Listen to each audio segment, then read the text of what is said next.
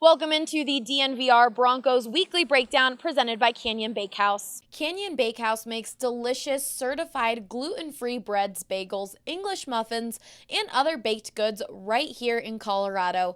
Their gluten, dairy, nut, and soy-free products make it easy for families to enjoy the taste and texture of fresh bread so everyone can love bread again.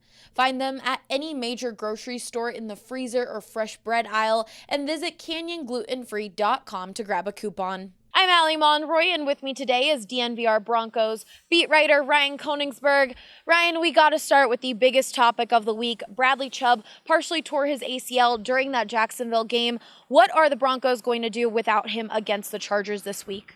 Yeah, I mean, you lose one of your best players. There's no replacing him. Bradley Chubb was arguably playing the best of anyone on the defense and also was kind of a leader for this defense. So without him, they're going to have a lot of problems. Fortunately, Malik Reed has all the pass rushing talent in the world.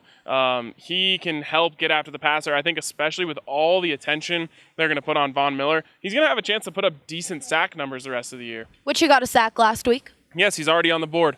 The problem is against the run. He is significantly lighter than Bradley Chubb, and I think it's why they're not committing to him 100% at this point. They're going to have to rotate some guys in there to try and mitigate the rush a little bit. And I think for the Chargers, I can't see a reason why they wouldn't take it and run the ball straight at that side of the field until the Broncos can find a way to stop it. It already gave them problems last week with Bradley Chubb on the field. We'll see what they can do without him.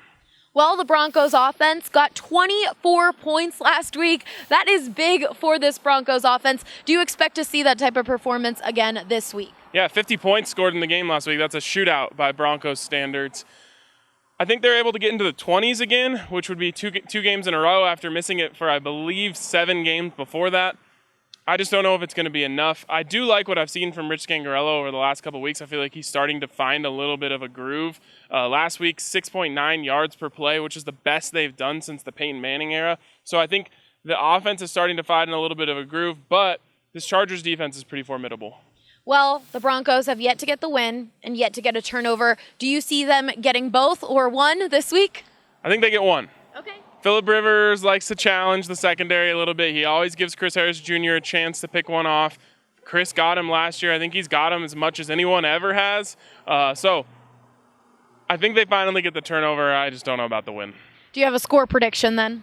Yeah, I think the Chargers win this one somewhere in the range of 27-21.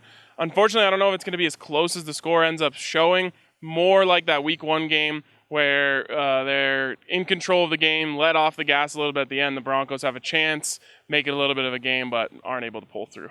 Well, Andrew Mason will be in LA for the game, and Ryan and Zach will be recording their podcast after, so be sure to stay tuned for all of our coverage on thednvr.com. For Ryan Koenigsberg, I'm Allie Monroy.